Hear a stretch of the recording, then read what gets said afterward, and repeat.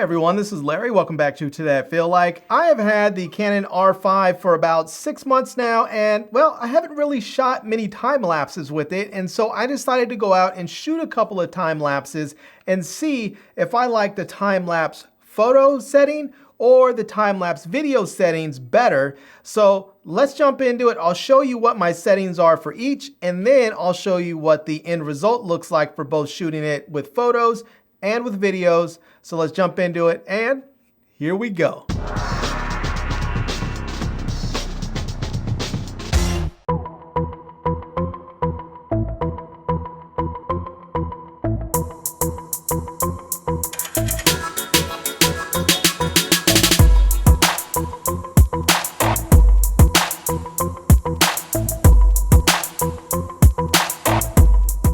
All right, here we are inside the camera. Let's go ahead and get over to the settings so that we can get everything hooked up right.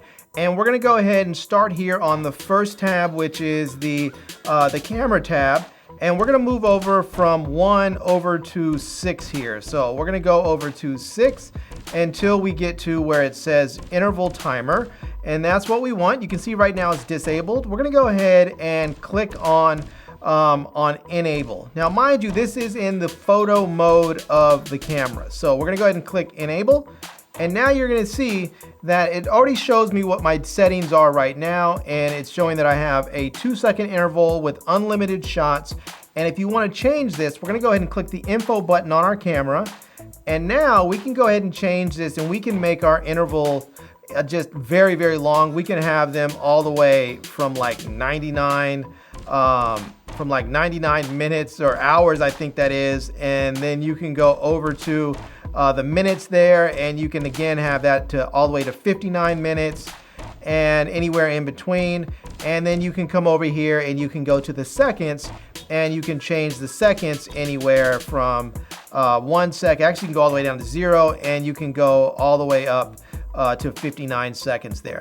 I generally like to stay in between, somewhere between 2 seconds and 5 seconds. I think 5 seconds gives you a nice fast motion, but 2 seconds is a nice compromise to get good motion and not have to record for too long. Now, you can also go ahead and choose your number of shots. However, it only lets you go up to 99 shots. I don't think that's generally enough for most of my purposes. So I leave it on 0, which gives me unlimited. And now I'm gonna go ahead and click OK. And that's where we get our settings there that show us our 2 seconds and unlimited shots, and we're ready to go. Our settings, our interval timer is enabled. So we can just click set, and we're ready to go, and we can start shooting.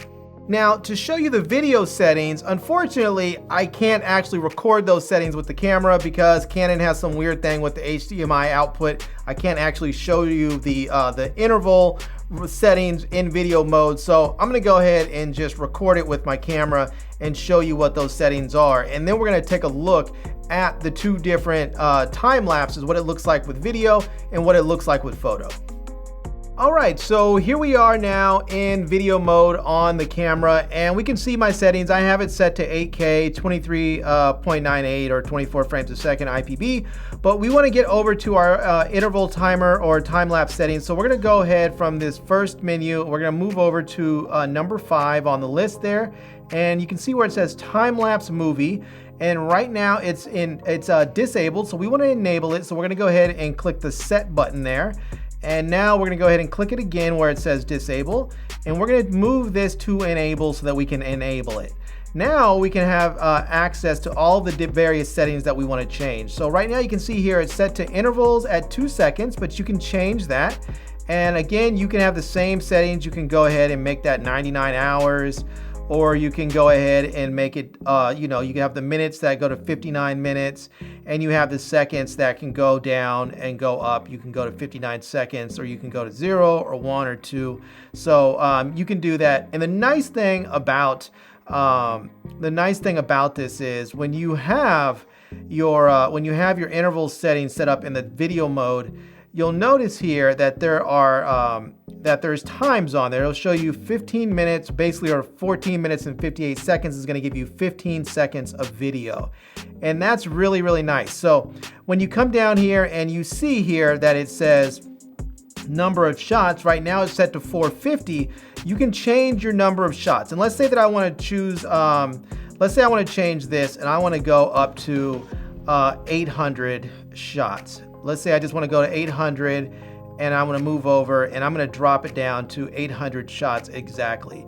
Now you can see with 2-second intervals, it's going to take 26 minutes and 38 seconds to get through that that number of shots, and it's going to give me a 26-second time lapse. So it's really nice that this has a built-in time-lapse calculator in the app itself. So in the setting itself there. So, and when you have everything set, you click OK and you're ready to go. Now you can also go ahead, and I'm just going to go ahead and change this. So if we go ahead and change this to 5 seconds, let's go ahead and move it up to 5 seconds there. You can see now with 800 photos, it's going to take over an hour to get through all 800 photos, but it's still going to give me 26 seconds worth of video. So just be aware of that. The longer the time between your intervals, the longer it's going to take to actually shoot your time lapse. All right, let me go ahead and go back. And now we can go ahead and choose what we want our movie resolution to be, our record size. So right now I have it set to 8K, but you can change it to 4K or you can change it to full HD. And so I'm gonna leave it on 8K because, well, it shoots 8K. The camera shoots 8K. Why not? So you also have access to auto exposure where it's going to be fixed on the first frame. So if you want to do that so that it doesn't keep on switching in between, so you don't end up with a whole bunch of various exposures throughout it, you just want to have the first frame take it and then that's it. So that works out well, especially if you're shooting in conditions where the lighting is not changing much. That works really well. So you can click that and then you can also make it exposed for each individual frame. I highly do not recommend that. I cannot recommend that highly enough. So maybe there's instances for it, but I don't recommend it. Now you can have the screen auto off, and this is going to enable or disable that, so you can change, so you can have the screen turn off on you so that you don't burn up too much battery. You can beep as images are taken. So this can be nice so that you know that your camera is still actually shooting, so you can enable it or disable it. Some people find it annoying, other people don't mind it at all. So I have it enabled because it just allows me to know that the camera's still shooting. So, and then that's it. So there you go. That is where we're at right there, and those are my settings for video. All right, now let's go ahead and take a look at a couple of the time lapses that I actually shot with photo and with the video modes.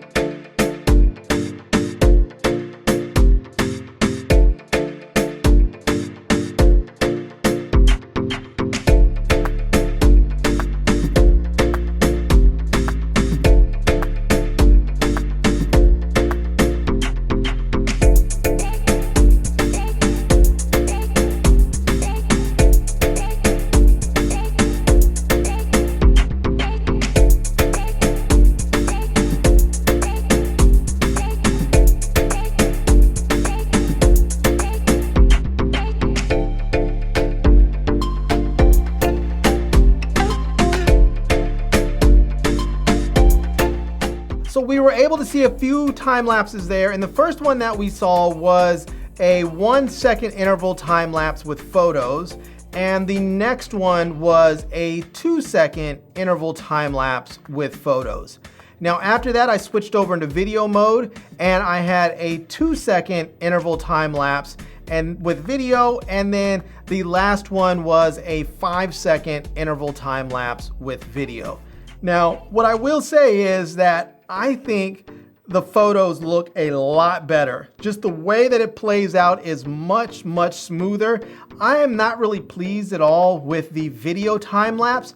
It looks okay, it looks good if you need something that's really quick and dirty, but it looks a little choppy. The playback looks a little bit choppy, and I'm not really digging it too much. I think that the photos look very, very good, whereas the video just looks okay. But just so I can show you a little bit more of a direct comparison, let's just do a quick side by side so that you can see the 2-second intervals with photos and the 2-second intervals with video.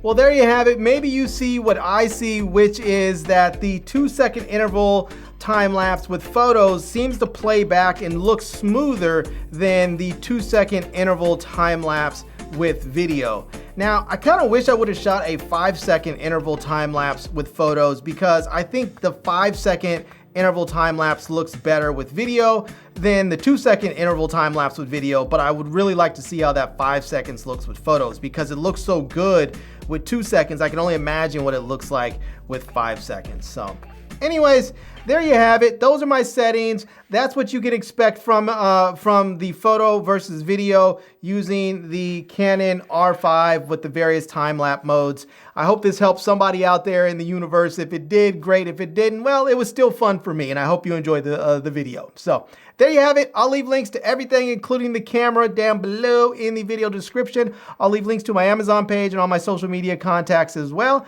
And I hope you enjoyed this video. If you did, please give it a big thumbs up, and please subscribe to this channel and follow me on Instagram.